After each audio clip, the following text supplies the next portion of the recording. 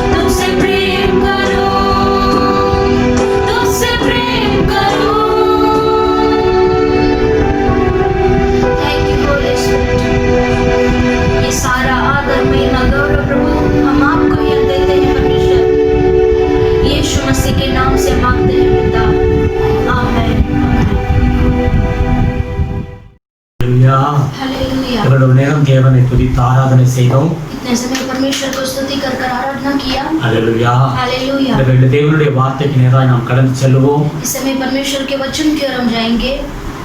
3 யோவான் 1வது அதிகாரம் 2வது வசனத்தை எடுத்து வாசிப்போம். तीसरा यूहन्ना की किताब में पहला अध्याय दूसरा वचन को हम पढ़ेंगे। பிரியமானவனே, உன் ஆத்துமா வாழ்கிறது போல நீ எல்லாவற்றிலும் வாழ்ந்து சுகமாய் இருக்கும்படி வேண்டுகிறேன்.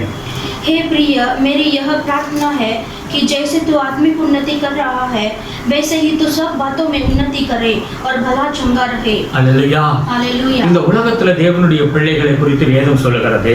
इस दुनिया में परमेश्वर के बच्चों के बारे में कहा है எல்லாவற்றிலும் வாழ்ந்து சுகமாய் இருக்க வேண்டும். तुम सारे बातों में तुम उन्नति करे और भला चंगा रहे। தேவனுடைய சித்தம் என்ன?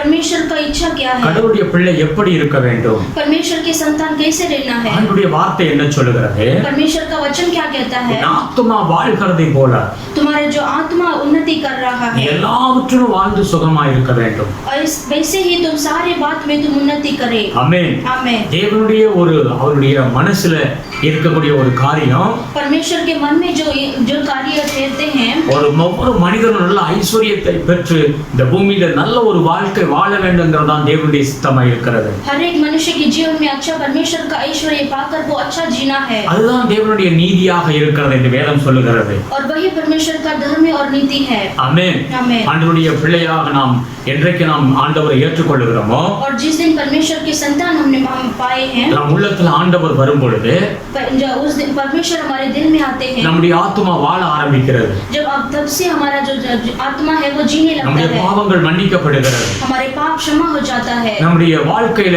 ஒரு புதிய ஒரு திருப்பத்தை கர்த்தர் கொடுக்கிறார். हमारे जीवन में एक नया ऐसे टर्निंग को परमेश्वर देते हैं। நம்முடைய ஆத்துமா வாழ ஆரம்பிக்கும் பொழுது जब एक आत्मा वो उन्नति करता है, இந்த பூமியிலேயே அவன் வாழ்ந்திருக்கும்படியாக ஆண்டவர் ஆசீர்வதிக்கிறார். इस दुनिया में भी परमेश्वर आशीर्वाद से उसे रखते हैं, பூமிக்குரிய ஐஸ்வர்யத்தை அவனுக்கு கொடுக்கிறார். इस दुनिया के ऐश्वर्य को भी परमेश्वर देते हैं। அல்லேலூயா. हालेलुया। ஏதோ கடவுளுடைய பிள்ளைகள் ஒரு எப்பவும் ஏழ்மையாகவே இருக்கணுங்கிறது தேவ சித்தம் கிடையாது. ऐसे परमेश्वर के बच्चे हमेशा जो है गरीब में रहने के लिए परमेश्वर का इच्छा नहीं है। தேவன் முதலாம் மனிதனை படைக்கும் பொழுது जब परमेश्वर ने पहले मनुष्य को बनाते समय, நீங்கள் ஆதியாகமம் 2வது அதிகாரத்தை எடுத்து வாசிச்சு பாருங்க. आप उत्पत्ति की किताब में दूसरा अध्याय को पढ़कर அதுல देखिए, 10வது வசனம் 11வது வசனம் சொல்லுகிறது. उसमें 10वां वचन और 11वां वचन को पढ़ेंगे तो தோட்டத்துக்கு தண்ணீர் பாயும்படி ஏதேனிலிருந்து ஒரு நதி ஓடி அங்கிருந்து பிரிந்து 4 பெரிய ஆறுகளாயிற்று. उस वाटिका को सींचने के लिए एक महानदी अदन से निकली और वहां से आगे बहकर 4 धाराओं में बढ़ गई। முதலாம் ஆற்றுக்கு பைசோன் என்று பெயர். அது ஆவிலா தேசம் முழுவதையும் சுற்றி ஓடும். அவ்விடத்துல பொன் விளையும். पहली धारा का नाम पिशोन है, वह यही है जो हवीला नाम के सारे देश को जहां सोना मिलता है घेरे हुए हैं। அல்லேலூயா. हालेलुया। தேவனுடைய கண்ணினால் படைக்கப்பட்ட முதல் மனிதன் और परमेश्वर के द्वारा परमेश्वर के हाथों से बनाया गया पहला मनुष्य அவருடைய மகனாக और उसके संतान से தேவனுடைய மகனாக ஆண்டவர் படைத்தார். और परमेश्वर के संतान में परमेश्वर ने बनाया है। ஆண்டவரை படைத்து எங்கே வைத்தாரோ और परमेश्वर ने सृष्टि करके कहां पर रखा है? அந்த ஆதாமுடைய வீட்டு பக்கத்திலேயே ஒரு பெரிய நதி ஓட ஆரம்பித்தது. और जहां पर आदम था उसी के बाजू में परमेश्वर ने एक महानदी को उत्पन्न किया அங்கே தங்கம் விளைந்தது என்று வேதம் சொல்லுகிறது. और वहां पर जो है सोना मिलता था करके वचन कहता है। எல்லாவற்றுக்கும் அதிபதியாக ஆண்டவர் அவனை வைத்தார். और सारा चीजों में उसे अधिपति रखा है தங்கம் விளைந்தது என்று வேதம் சொல்லுகிறது. और वहां पर सोना मिलता था करके वहां पर लिखा है। நம்ம புரிந்து கொள்ள வேண்டும் தேவன் எப்படிப்பட்ட ஒரு படைப்பு மனிதனுடைய வாழ்க்கையில வைத்திருக்கிறார் என்று. इससे हमें जानना जरूरी है कि परमेश्वर ने मनुष्य को कितना आशीर्वाद रखा है। அல்லேலூயா. हालेलुया। இந்த ஆதியாகமம் 13வது அதிகாரத்தை எடுத்துக்கொள்ளுங்கள். उत्पत्ति की किताब में 13 अध्याय को लेंगे तो அதுல 2வது வசனத்தை வாசிச்சு பாருங்க. उसमें दूसरा वचन को पढ़ेंगे। ஆதியாகமம் 13 2வது வசனம் சொல்லுகிறது. उत्पत्ति की किताब में 13 में तो 2 पढ़ेंगे। ஆபிரகாம் மிருக ஜீவன்களும் வெள்ளியும் பொன்னுமான ஆஸ்திகளை உடைய சீமானாய் இருந்தான் என்று வேதம் சொல்லுகிறது. अब्राहम बड़ी बकरी और गाय बैल और सोने रुपए का बड़ा धनी था। ஆமென். ஆமென். இங்கே முதல் விசுவாசி என்று சொல்லும் பொழுது और यहाँ पर पहला विश्वासी बोलेंगे तो ஆபிரகாமை குறிக்கிறது. और अब्राहम को दर्शाता है। ஆபிரகாம் எப்படிப்பட்ட ஒரு வாழ்க்கை வாழ்ந்தாராம்? अब्राहम कैसा वो जीवन जिया? செல்வ சீமானாய் வாழ்ந்தார். और वो बहुत बड़ा धनी व्यक्ति था। அல்லேலூயா. हालेलुया। அவன் எப்படி வாசிக்கிறது? எல்லாவித ஆஸ்திகளும் மிருக ஜீவன்களும் திரளான ஒரு ஆசீர்வாதம் ஆபிரகாமுக்கு இருந்தது என்று வேதம் சொல்லுகிறது. और वचन कहता है अब्राहम के पास बहुत भेड़ बकरी और गाय बैल और सोने रूपों का बड़ा धनी था. இந்த கர்த்தருடைய வார்த்தை இந்த காலை வேளையில நீங்க கேட்டுக்கிட்டு இருக்கீங்க. सुबह के समय में आप परमेश्वर के वचन को आप सुनते हैं. ஆண்டவருடைய சித்தம் என்ன? परमेश्वर का सिद्ध क्या है? நீங்கள் வாழ்ந்திருக்க வேண்டும். आप जीना जरूरी है. இந்த பூமியிலே நீங்க வாழ்ந்திருக்க வேண்டும். इस दुनिया में भी आपको जीना है. பரலோகத்திலும் நீங்கள் எப்பவுமே என்றென்றைக்கு ஆண்டவரோடு வாழ போகிறோம். और स्वर्ग राज्य में भी हमेशा हमेशा तक परमेश्वर के साथ जीने वाले हैं. இந்த பூமியிலே உங்களுக்கு கடவுள் வாழ்ந்திருக்கும்படியான எல்லாவித ஆசீர்வாதங்களை ஆண்டவர் வைத்திருக்கிறார். और इस दुनिया में भी परमेश्वर के साथ जीने के लिए परमेश्वर ने आशीर्वाद को आपके लिए रखा है. செல்வ சீமானாய் ஆபிரகாம் வாழ்ந்து முடித்தார் என்று பார்க்கிறோம். और वो बहुत बड़ा धनी व्यक्ति जीकर उसने अंत किया. நீங்கள் ஆதியாகமம் 26வது அதிகாரத்தை எடுத்துக்கொள்ளுங்க. और अब्राहम की किताब में 26 अध्याय को लेंगे. அதுல 12 ல இருந்து 14 வரைக்கும் வாசிப்போம். उसमें 12 से आगे पढ़ेंगे. அங்க பார்த்த ஆபிரகாமுடைய சந்ததி மகனாகிய ஈசாக்கை குறித்து வேதம் சொல்லுகிறது. और जो वहां पर अब्राहम को जो संतति ईसा को हम देखते हैं. ஈசாக்குடைய வாழ்க்கை எப்படி இருந்ததா? और ईसा का उसका जीवन कैसा था? வாசிப்போம். हम पढ़ेंगे. ஈசாக்கு அந்த தேசத்தில் விதை விதைத்தான். கர்த்தர் அவனை ஆசீர்வதித்ததனால் அந்த வருஷத்தில் 100 மடங்கு பலன் அடைந்தான். फिर इसहाक ने उस देश में जोता बोया और उसी वर्ष में 100 गुना फल पाया और यहोवा ने उनको आशीष दी. அவன் ஐஸ்வர்யவனாகி வர வர விருத்தி அடைந்து மகா பெரியவனானான். और वह बड़ा और उसकी उन्नति होती चली गई यहाँ तक कि वह अति महान पुरुष हो गया. அவனுக்கு ஆட்டு மந்தையும் மாட்டு மந்தையும் अनेक பணிவிடைக்காரரும் இருந்தபடியினாலே பெலிஸ்தர் அவன் மேல் பொறாமை கொண்டார்கள். जब उसके भेड़ बकरी गाय बैल और बहुत से दास दासियां हुई तब बलिष्ठी उससे डाह करने लगे. அல்லேலூயா. हालेलुया. இங்கே ஈசாக்கை குறித்து வேதம் சொல்லுகிறது. यहाँ पर ईसाक के बारे में वचन कहता है அவனை தேவன் ஆசீர்வதித்தார். उसे परमेश्वर ने आशीष की है. அவன் ஐஸ்வர்யமாகி பெரிய மனிதனாய் மாறிக்கொண்டே இருக்கிறான். और वो बहुत उन्नति कर रहा है. वो बहुत धनी व्यक्ति हो गया. அவன் अनेகர் பார்த்து பொறாமை அடையும்படியான ஒரு வளர்ச்சி அவனுடைய வாழ்க்கையில இருக்கிறது. और उसे बहुत लोग ऐसे देखकर उसे डाह करने लगे करके वचन कहता है. அவன் வர வர விருத்தி அடைந்து கொண்டே இருக்கிறான். और वह ऐसे बढ़ते बढ़ते वो ऐसे और बहुत बढ़ गया. இந்த தேவனுடைய வார்த்தையை கேட்கிற உங்களுடைய வாழ்க்கையிலும் கர்த்தர் அப்படிப்பட்ட ஒரு நன்மைகளை செய்ய போகிறார். इस समय में परमेश्वर के वचन को सुनते हैं आपके जीवन में भी परमेश्वर ऐसे उन्नति को करेंगे. அதுதான் அவருடைய விருப்பம். और वही परमेश्वर का चाहत है. தேவனுடைய நீதி அதுதான் என்று வேதம் சொல்லுகிறது. और वही परमेश्वर का धर्म है. நீங்கள் ஈசாக்குடைய மகன் யாக்கோபை குறித்து வாசிக்கும் பொழுது आप ईसा का बेटा याकूब को हम देखेंगे तो நீங்க எடுத்து வாசிச்சு பாருங்க. 32வது அதிகாரம் 10வது வசனத்தை வாசிச்சு பாருங்க. और 32 अध्याय में 10वां वचन को पढ़ेंगे. அடியேனுக்கு தேவரீர் காண்பித்த எல்லா தயவுக்கும் எல்லா சத்தியத்துக்கும் நான் எவ்வளவேனும் பாத்திரன் அல்ல. நான் கோலும் கையுமாய் இருந்த யோர்தானை கடந்து போனேன். இப்பொழுது 2 பரிவாரங்களை உடையவனானேன். तूने जो जो काम अपनी करुणा और सच्चाई से अपने दास के साथ किए हैं कि मैं अपनी छड़ी ही के लेकर इस यरदन नदी के पार उतर आया और अब मेरे 2 दल हो गए हैं. तेरे ऐसे ऐसे कामों में से मैं एक के भी योग्य तो नहीं हूँ. அல்லேலூயா. हालेलुया. இங்கே ஈசாக்குடைய மகன் யாக்கோபை குறித்து வேதம் சொல்லுகிறது. यहाँ पर ईसा के बेटा जो याकूब है उसके बारे में लिखा है. அவன் சொல்லுகிறான் அந்த யோர்தானை கடந்து பொழுது என் கையில ஒன்றுமே கிடையாது. और वो कहता है कि मैं जब यॉर्दन पार करते समय मेरे हाथ में कुछ नहीं था. வெறும் கையாக கையில ஒரு கோல் மாத்திரம் எடுத்துக்கொண்டு நான் போனேன். और जब खाली हाथ और एक छड़ी ही लेकर इससे पार किया. ஆனால் இன்றைக்கு 20 வருட காலத்திற்கு பின்பாக आज में जो है 20 साल के बाद मेरा जीवन है. 2 பரிவாரங்கள் ஒரு பெரிய ஆசீர்வாதத்தோடு நான் வந்திருக்கிறேன். आज मैं 2 परिवार के साथ बहुत बड़ी आशीष के साथ में आया हूँ. எண்ண முடியாத அளவுக்கு ஆடு மாடுகள் அவ்வளவு மிருக ஜீவனங்கள் அவனுக்கு இருந்தது. और गिन नहीं सकते ऐसे भेड़ बकरी और उनका धन ऐसा था. பெரிய ஒரு ஆசீர்வதிக்கப்பட்ட மனிதனாய் அங்கே இருந்ததை பார்க்கிறோம். और बड़े आशीषित व्यक्ति बनकर वो वहाँ पर है. இதன் மூலம் நாம் என்ன அறிந்து கொள்ளுகிறோம்? इससे हम क्या जानते हैं? தேவனுடைய சித்தம் என்ன? और परमेश्वर का चाहत क्या है? எப்பவுமே ஏழ்மையிலே இருந்து வாழ வேண்டும்ங்கிறது தேவனுடைய சித்தம் கிடையாது. और हमेशा ऐसे गरीब और दरिद्र में ही रहने का परमेश्वर का इच्छा नहीं है. அவன் இந்த பூமியிலேயும் வாழ்ந்திருக்க வேண்டும். और इस दुनिया में भी उसे जीना है. அதுதான் தேவனுடைய சித்தமாக இருக்கிறது. और वही परमेश्वर का इच्छा है. இன்னும் எடுத்து வாசிப்போம். और हम आगे लेकर पढ़ेंगे. சங்கீதம் 105வது சங்கீதத்தை எடுத்து வாசிப்போம். और भजन संहिता 105 को लेंगे. 22வது வசனத்தை வாசித்து பாருங்க. उसमें 22 वचन को पढ़ेंगे. இங்க யாக்கோபுடைய மகன் யோசேப்பை குறித்து வேதம் சொல்லுகிறது. यहाँ पर याकूब का बेटा जो यूसुफ है उसके बारे में लिखा है. அங்க இப்படியா சொல்லுக, அவனை தன் வீட்டுக்கு ஆண்டவனும் தன் ஆஸ்திக்கெல்லாம் அதிபதியுமாக்கினான். 22 कि वह उसके हाकिमों को अपनी इच्छा के अनुसार कैद करे और पुरानियों को ज्ञान सिखाए. சங்கீதம் 105:22 அவனை திரும்ப வாசிப்போம். அவனை தன் வீட்டுக்கு ஆண்டவனும் தன் ஆசைக்கெல்லாம் அதிபதியும் ஆக்கினான். 21 वचन को पढ़ेंगे। उसने उसको अपने भवन का प्रधान और अपनी पूरी संपत्ति का अधिकारी ठहराया। Hallelujah hallelujah. என்ன சொல்லுகிறது? वचन क्या कहता है? இந்த யோசேப்புடைய வாழ்க்கையை நீங்க பாத்தீங்கன்னா यहाँ पर यूसुफ का जीवन को हम देखेंगे அவன் தள்ளப்பட்ட ஒரு மனிதனாய் இருந்தான்.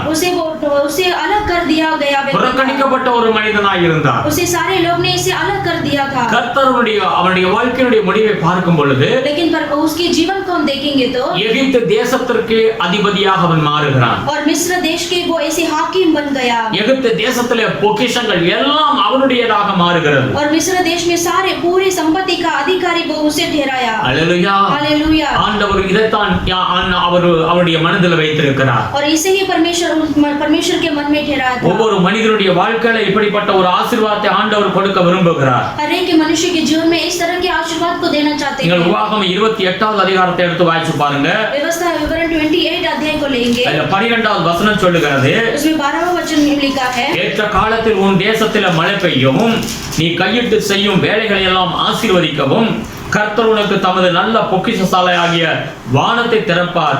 நீ अनेक जातिகளுக்கு கடன் கொடுப்பாய், நீயோ கடன் வாங்காதிருப்பாய். यहोवा तेरे लिए अपने आकाश रूपी उत्तम भंडार को खोल कर तेरी भूमि पर समय पर मेघ बरसाया करेगा और तेरे सारे कामों पर आशीष देगा और तू बहुत तेरी जातियों को उधार देगा, परंतु तू किसी से उधार लेना न पड़ेगा। Praise the Lord. हालेलुया। எத்தனை பெரிய ஆசீர்வாதம் பாருங்க. कितना बड़ा आशीष है देखिए। ஏற்ற காலத்துல மழை பெய்யும் और सही समय पर भूमि पर मेघ நீ बरसाएगा கையிட்டு செய்யக்கூடிய எல்லா தொழில் ஆசீர்வதிக்கப்படும். और तेरे सारे कामों पर आशीष देगा। காலம் முழுவதும் நீ கடன் வாங்கிக்கிட்டே இருக்க போறது கிடையாது. और तुम्हारे जीवन भर तुम जो है उधार नहीं लोगे। இன்றைக்கு ஒருவேளை நீங்க கடன் பட்டவர்களாக இருக்கலாம். आज हो सकता है आपके जीवन में से उधार में हो। ஒரு காலம் வரும் एक समय आएगा நீங்கள் கடன் கொடுக்கிறவர்களாய் மாறி விடுவீர்கள். आप जो है उधार देने वाले बनेंगे। இது தேவனுடைய வாக்குத்தத்தம். ये परमेश्वर का प्रतिज्ञाएं है। நீங்கள் ஆசீர்வாதமாய் இருக்க வேண்டும். आप जो आशीषित होना है, நீங்கள் வாழ்ந்திருக்க வேண்டும். आप जीना जरूरी है। நீங்கள் ஐஸ்வரியமாய் இருக்க வேண்டும். आप ऐश्वर्य बनना है। அதைத்தான் நாம் வேதத்தில் நாம் எடுத்து வாசித்துக் கொண்டே வருகிறோம். वही वचन को हम लगातार से पढ़ते आ रहे हैं। நீதிமொழிகள் नीति वचन 13வது அதிகாரத்தை எடுத்து வாசித்து பாருங்க. उसमें 13 अध्याय को लेकर देंगे। நீதிமொழிகள் 13:22வது வசனம் சொல்லுகிறது. और नीति वचन 13 में 22 वचन को पढ़ेंगे। வாசிப்போம். நீதிமொழிகள் 13 नीति वचन 13 में 22 वचन को हम पढ़ेंगे। 22வது வசனம் சொல்லுகிறது. 22 वचन में लिखा है, நல்லவன் தன் பிள்ளைகளின் பிள்ளைகளுக்கு சுதந்திரம் வைத்து போகிறான், பாவியின் ஆஸ்தியோ நீதிமானுக்காக சேர்த்து வைக்கப்படும். भला मनुष्य अपने नाती पोतों के लिए संपत्ति छोड़ जाता है, परंतु पापी की संपत्ति धर्मी के लिए रखी जाती है। அல்லேலூயா. हालेलुया। வேதம் சொல்லுகிறது நல்லவன் தன் பிள்ளைகளின் பிள்ளைகளுக்கும் ஐஸ்வரியத்தை சம்பாதித்து வைக்கிறான். और वचन कहता है भला मनुष्य अपने नाती पोतों के लिए संपत्ति छोड़ जाता है। ஆமென். அப்போ ஐஸ்வரியத்தை சம்பாதித்து வைக்கிறது தவறு கிடையாது. ऐसे ऐश्वर्य को जमा कर रखना बहुत गलत नहीं है। அல்லேலூயா. हालेलुया। அவனுடைய பிள்ளைகள் அவன் பிள்ளைகளுடைய பிள்ளைகள் நல்லா இருக்கணும்ங்கறதா ஆண்டவருடைய விருப்பமாக இருக்கிறது. उनके बच्चे और उनके नाते पोते अच्छे होना है करके परमेश्वर का चाहत है। Praise the Lord. हालेलुया। 2 கொரிந்தியர் दूसरा कोरिन्थियर 2 கொரிந்தியர்ல எடுத்துக்கொள்வோம். 2 கொரிந்தியர் 8வது அதிகாரத்தை எடுத்து வாசிச்சு பாருங்க. दूसरा कोरिन्थियर में 8वां अध्याय को लेकर देंगे। 8வது அதிகாரம் 9வது வசனத்தை எடுத்து வாசிப்போம். 8वां अध्याय में 9 वचन को पढ़ेंगे। நம்முடைய கர்த்தராகிய இயேசு கிறிஸ்துவின் கிருபையை அறிந்திருக்கிறீர்களே, அவர் ஐஸ்வர்யம் உள்ளவராய் இருந்தும் நீங்கள் அவருடைய தரித்திரத்தினாலே ஐஸ்வர்யமாகும்படிக்கு உங்கள் நிமித்தம் தரித்திரரானாரே. तुम हमारे प्रभु यीशु मसीह का अनुग्रह जानते हो कि वह धनी होकर भी तुम्हारे लिए कंगाल बन गया, ताकि उसके कंगाल हो जाने से तुम धनी हो जाओ। அல்லேலூயா. हालेलुया। இயேசு கிறிஸ்து எதற்காக சிலுவையை சுமந்தார்? हमारा यीशु मसीह क्यों क्रूस उठाए? அல்லேலூயா. हालेलुया। வேதம் சொல்லுகிறது அவருடைய தரித்திரத்தினாலே நாம் ஐஸ்வர்ய சம்பந்தராய் மாற வேண்டும் என்று வேதம் சொல்லுகிறது. और वचन कहता है परमेश्वर जो है हमारे लिए कंगाल हो जाने से तुम हम धनी हो जाए। புதிய ஏற்பாடு காலத்துல தேவன் இதை நமக்கு திட்டமாக சொல்லுகிறார். और पूरा नया नियम में परमेश्वर ऐसे कहते हैं இயேசுவின் மூலம் நாம் ஐஸ்வரியத்தை பெற்றுக்கொள்ள முடியும். और यीशु मसीह के अंदर से हम जो है धनी हो जाते हैं। அதற்காகத்தான் இயேசு கிறிஸ்து இந்த பூமியில வந்தார். और इसी के कारण यीशु मसीह इस धरती पर आए। இயேசு கிறிஸ்து ஏதோ ஒரு சாதாரண தேவன் கிடையாது. यीशु मसीह ऐसे साधारण ऐसे खुदा नहीं है। பரலோகத்தில் கோடி கோடி தேவ தூதர்கள் அவரை ஆராதித்துக் கொண்டிருக்கிறார். அப்படிப்பட்ட மகிமையான தேவன் और स्वर्ग राज्य में ऐसे कोटि कोटि स्वर्गदूत उनसे परमेश्वर को आराधना करते हैं, वैसे परमेश्वर இந்த பூமியிலே நமக்காக அவர் இறங்கி வந்தார். और वो परमेश्वर हमारे लिए इस धरती पर उतर कर आए நம்முடைய வாழ்க்கை சிறந்திருக்க வாழ்ந்திருக்க வேண்டும் என்று சொல்லி அவர் சிலுவையை சுமந்தார். और हमारा जीवन जो है ऐसे अच्छा रहना है करके यहाँ पर आए। அல்லேலூயா. हालेलुया। ஆகையினால திட்டமாகி வேத சித்தம் என்ன சொல்லுகிறது? और इसी के कारण परमेश्वर का वचन क्या है कहता है நாம் ஐஸ்வர்ய சம்பதராய் இருக்க வேண்டும்ங்கறதான் தேவனுடைய விருப்பமாக இருக்கிறது. हमें ऐश्वर्य और ऐसे धनी व्यक्ति बनना है करके परमेश्वर का चाहत है அதுதான் தேவனுடைய நீதியாக இருக்கிறது என்று வேதம் சொல்லுகிறது. और वही परमेश्वर का धर्म और नीति है। அப்போஸ்தலர் 20வது அதிகாரம் और प्रेरित की किताब 20वां अध्याय 35வது வசனத்தை எடுத்து வாசிப்போம். और उसमें 35 वचन को पढ़ेंगे। இப்படி பிரயாசப்பட்டு பலவீனரை தாங்கவும் வாங்குகிறதை பார்க்கணும் கொடுக்கிறதே பாக்கியம் என்று கர்த்தராகிய இயேசு சொன்ன வார்த்தைகளை நினைக்கவும் வேண்டும் என்று எல்லா விதத்திலையும் உங்களுக்கு காண்பித்தேன் என்றார். मैंने तुम्हें सब कुछ करके दिखाया कि इस रीति से परिश्रम करते हुए निर्बल को संभालना और प्रभु यीशु के वचन स्मरण रखना अवश्य है, जो उसने आप ही कहा है, लेने से देना धन्य है। அல்லேலூயா. हालेलुया। அப்ப வேதம் என்ன சொல்லுகிறது? इसलिए वचन क्या कहता है வாங்குகிறதை காட்டிலும் और लेने से கொடுக்கிறதே பாக்கியம். देना धन्य है பலவீனர்களை தாங்க வேண்டும். और हमें निर्बलों को हमें संभालना இந்த है ஐஸ்வரியத்தை வைத்து और ये ऐश्वर्य ऐसे वैभव को रखकर நம்முடைய பணம் காசுகளை வைத்து और हमारे धन को रखकर ஏழைகளை தாங்க வேண்டும். और हमारे पैसे को रखकर निर्बलता ऐसे गरीब को संभालना है கொடுக்கிறவர்கள் பாக்கியவான்களாய் மாறி விடுவார். और जो लेने से देना धन्य है। அல்லேலூயா. हालेलुया। வேதம் திட்டமாய் சொல்லுகிறது. वचन स्पष्ट से कहता है நாம் கர்த்தரை விசுவாசிக்க வேண்டும். हमें परमेश्वर के ऊपर भरोसा करना है கொடுப்பது நம்முடைய வாழ்க்கையில பெரிய நன்மைகளை கொண்டு வருகிறது என்று விசுவாசியுங்கள். और जो देना है वो हमारे जीवन में बहुत सारा भलाई को हमारे जीवन में लेकर आएगा கொடுங்கள் அப்பொழுது கொடுக்கப்படும். और दिया करो तो तुम्हारे लिए दिया जाएगा। அல்லேலூயா. हालेलुया। பிலிப்பியர் 4வது அதிகாரத்தை எடுத்து வாசிப்போம். फिलिप्पी की किताब 4 अध्याय को लेंगे। பிலிப்பியர் 4வது அதிகாரம் 19வது வசனம் சொல்லுகிறது. फिलिप्पी की किताब 4 में 19 वचन को पढ़ेंगे। அங்க சொல்லுகிறது நம்முடைய குறைகள் எல்லாம் மாற்றும்படியாக वहाँ पर लिखा है हमारे सारी कमी घटियों को पूरी करने के என் लिए தேவன் தம்முடைய ஐஸ்வரியத்தின்படி உங்கள் குறையெல்லாம் கிறிஸ்து இயேசுவுக்குள் மகிமையிலே நிறைவாக்குவார். मेरा परमेश्वर भी अपने उस धन के अनुसार जो महिमा सहित मसीह यीशु में है तुम्हारी हर एक घटी को पूरी करेगा। அல்லேலூயா. हालेलुया। வேதம் சொல்லுகிறது மகிமையுள்ள ஒரு ஐஸ்வரியத்தின்படி நாம் ஐஸ்வரியவான்களாகுவோம் என்று வேதம் சொல்லுகிறது. और वचन कहता है परमेश्वर के उस धन के अनुसार हम जो है महिमा सहित और हम धन्य व्यक्ति हो जाएंगे। ஆமென். आमीन। இன்றைக்கு நீங்கள் குறைவுள்ளவர்களாக ஒருவேளை இருக்கலாம். चाहे आज आप एक ऐसे कमी के साथ होंगे, பணம் காசுகள் இல்லாதவர்களாக இருக்கலாம். आपके पास पैसे की कमी होगा, ஒரு வீடு சொந்த வீடு இல்லாத ஒரு நிலைமையில இருக்கலாம். आपके पास ऐसे खुद का घर नहीं होगा, ஏதோ எல்லாவற்றிலும் நீங்கள் குறைவுள்ள பிள்ளைகளாய் காணப்படலாம். ऐसे कुछ चीजों में आप ऐसे कमी के साथ होंगे। ஆனால் வேதம் என்ன சொல்லுகிறது? लेकिन वचन क्या कहता है ஒரு காலம் வரும்பொழுது உங்களுடைய எல்லா தரித்திரங்கள் மாறி போய்விடும்.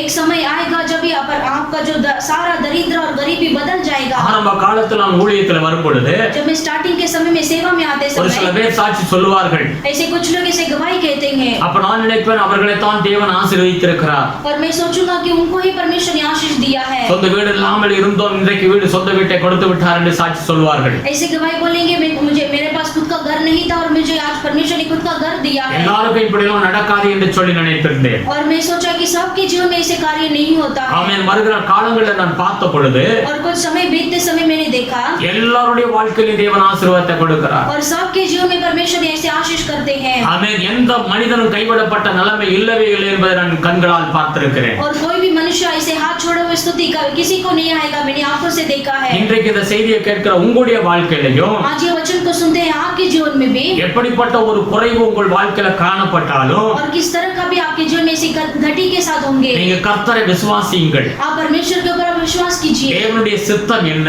परमेश्वर का चाहत क्या है? நீங்கள் வாழ்ந்திருக்க வேண்டும். आपको जीना है, நீங்கள் வாழ்ந்திருக்க வேண்டும். आपको उन्नति कर जीना है। இந்த பூமியிலே நீங்கள் பணக்கார நிலைமையில எல்லாவித ஆசீர்வாதம் பெற வேண்டும் என்று வேதம் திட்டமாய் சொல்லுகிறது. इस दुनिया में ही आप धनी होकर पर ऐसे परमेश्वर का ये धनी होना है करके परमेश्वर का एक ऐसे चाहत है। தேவனுடைய பிள்ளையாக முதல் மனிதன் ஆதாமை குறித்து நாம் பார்த்தோம். परमेश्वर के जो बच्चे आदम को हमने देखा, அவனை படைத்து எங்கேயோ ஒரு இடத்துல வைக்கல, கர்த்தர் மகிமையான ஒரு தோட்டத்தை உண்டாக்கி அவன் இருக்கிற வீட்டு பக்கத்திலே பொன் விளைகிற இடத்துல வேண்டவர் வைத்தார். और परमेश्वर ने उसे सृष्टि कर उसे कहीं और जगह पर नहीं रखा, एक अच्छे महिमा के स्थान में रखा और वहां पर से सोना मिलता था। हालेलुया। हालेलुया। முதல் மனிதனாகிய ஆபிரகாம் விசுவாசத்துடைய தந்தையாக இருக்கிற ஆபிரகாமை குறித்து நாம் பார்த்தோம். और पहला विश्वासी हमने अब्राहम, हमारे जो विश्वास का पिता को हमने देखा। எல்லாவித ஆசீர்வாதமும் இருந்தவன் செல்வ சீமானா இருந்தான் என்ற அந்த வேத வார்த்தையை நாம் வாசித்து முடித்தோம். और सारे प्रकार का आशीष और वो ऐसे धन का धनी व्यक्ति था, वैसे हमने देखा था। आमेन। आमेन। ஈசாக்கை குறித்து வேதம் சொல்லுகிறது, और ईसाक के बारे में वचन कहता है, மற்றவர்கள் அவனை கண்டு பொறாமைப்படுகிற அளவுக்கு அவனை கர்த்தர் உயர்த்தினார். और दूसरे लोग जो उसे देखकर ढा करने लगे, उतना परमेश्वर ने उसे धनी किया। யாக்கோபு 2 பரிவாரம் உள்ள ஒரு மனிதனாய் மாறினார். और याकूब जो है 2 परिवार के एक बड़ा धनी व्यक्ति बन गया। ஆமென்। வேதம் சொல்லுகிறது யோசேப்பை குறித்து ஒரு தேசத்திற்கு உள்ள எல்லா பொக்கிஷமும் அவன் கையிலே கொடுக்கப்பட்டது. और जो यूसुफ के बारे में वचन कहता है, उसे सारा ऐसे संपत्ति, धनी का संपत्ति पे उसे अधिकार ठहराया। ஆமென்। आमेन। எகிப்து தேசத்திற்குடைய எல்லா பொக்கிஷங்களுக்கு அவன் அதிபதியாய் மாறினான். और मिस्र देश के ऐसे संपत्ति में उसे अधिकार ठहराया है। ஆமென்। आमेन। அப்ப தேவ சித்தம் என்ன? इसीलिए परमेश्वर का चाहत क्या है? உங்களை குறித்து என்னை குறித்து தேவன் என்ன சித்தம் வைத்திருக்கிறார்? आपके बारे में और मेरे बारे में परमेश्वर ने क्या इच्छा कर रखा है? பிரியமானவரே, உன் ஆத்துமா வாழ்வது போல हे प्रिय, जैसे तुम्हारी आत्मा उन्नति कर रहा है, எல்லாவற்றிலும் வாழ்ந்திருக்க வேண்டும். वैसे ही तुम सारे बातों में तुम उन्नति करे। இதுதான் தேவனுடைய சித்தம். और यही परमेश्वर का इच्छा है। நீ நல்ல ஆசீர்வாதமான ஒரு சந்ததியாய் மாறுபடியாகத்தான் அவர் தரித்திரிய கோலமாக இந்த பூமிக்கு வந்தார். आप ऐसे धन्य और ऐसे धनवान व्यक्ति बनने के लिए परमेश्वर ने कंगाल हुए। அல்லேலூயா। हालेलुया। அவருடைய மகிமையினாலே நீங்கள் நம்முடைய குறைகள் எல்லாம் மாறும் என்று வேதம் சொல்லுகிறது. और परमेश्वर के महिमा के द्वारा हमारे सारी कभी कटिया बदल जाएगी। இந்த வார்த்தைகளை விசுவாசிங்க. इस वचन के ऊपर आप विश्वास कीजिए। இப்படியே உங்க வாழ்க்கை முடிந்து போவது கிடையாது. और इसी में आपका जीवन अंत नहीं होगा। தேவ திட்டம் என்ன? परमेश्वर का जो प्लानिंग क्या है அவருடைய நீதி என்ன?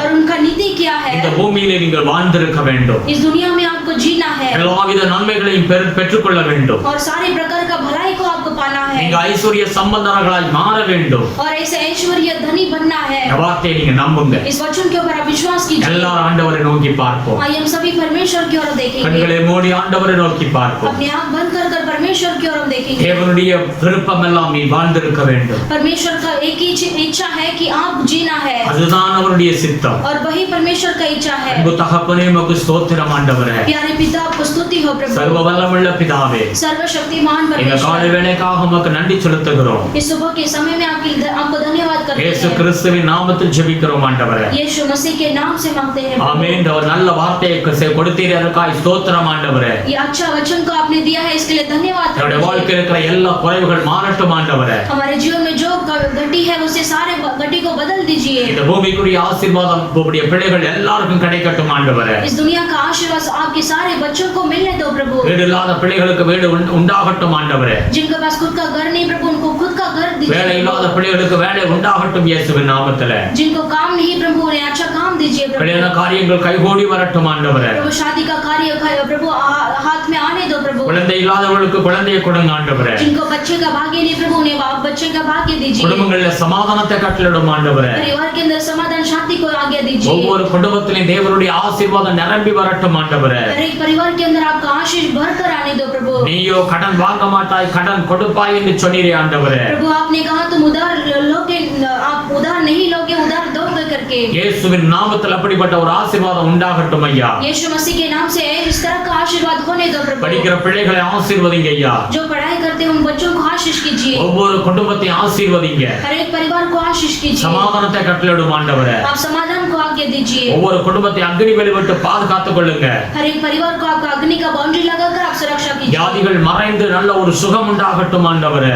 सारा बीमारी बदल कर चंगाई होने दो प्रभु। प्रभु ஆசீர்வதிக்கிறோம் சுவாமி. आशीष करते हैं प्रभु। இந்த வார்த்தையை நம்பி விசுவாசித்திருக்கிற ஒவ்வொரு பிள்ளைகளையும் கனப்படுத்தும் ஆண்டவரே. इस वचन को सुनकर इसे भरोसा किया है उन सारे बच्चों को आशीष कीजिए। கிருபையின் கரத்துல ஒப்புக்கொடுக்கிறோம். आपके अनुग्रह के हाथों में सौंपते हैं। வருகிற வாரம் முழுவதும் பாதுகாப்பு கொடுங்க. आने वाले हफ्ता पूरा सुरक्षा दीजिए। ஆசீர்வதிங்க. आशीष இந்த कीजिए। பட்டணத்தை ஆசீர்வதிங்க. इस शहर को आशीष இந்த कीजिए। தேசத்தை ஆசீர்வதிங்க. ये देश को आशीष कीजिए। அதிகாரிகளை எல்லாம் ரட்சிங்க ஆண்டவரே. सारे अधिकारी को उद्धार कीजिए। பிரதமரை ரட்சிங்க ஆண்டவரே. प्राइम मिनिस्टर को उद्धार कीजिए। எல்லா எம்எல்ஏ எம்ஏக்கள் மந்திரிகளை ரட்சிங்க ஆண்டவரே. सारे एमएलए और एमपी और सारे मंत्री को उद्धार कीजिए। சபைகளுக்கு பாதுகாப்பு கொடுங்க. और कलीसिया को सुरक्षा दीजिए। ஊழியர்களுக்கு பாதுகாப்பு கொடுங்க. और सेवक लोगों को उद्धार कीजिए। இயேசுவின் நாமத்தில் ஒவ்வொருத்தரையும் ஆசீர்வதிக்கிறோம். यीशु मसीह के नाम से हर एक को आशीष कीजिए। நன்றி செலுத்துகிறோம்ப்பா. प्रभु धन्यवाद करते हैं। கர்த்தர் இந்த நாளை ஆசீர்வதித்ததற்காக ஸ்தோத்திரம். परमेश्वर ने आज की आराधना को आशीष किए। வருகிற வாரம் முழுவதும் உம்முடைய கரம் இருக்கட்டும். आने वाले हफ्ता आपका हाथ पूरा रहने दो। துதி கனம் மகிமை உமக்கே செலுத்துகிறோம். स्तुति आदर महिमा गौरव आपको देते हैं। இயேசு கிறிஸ்துவின் நாமத்தில் வேண்டுதல் செய்கிறோம் பிதாவே. यीशु मसीह के नाम से मांगते हैं पिता।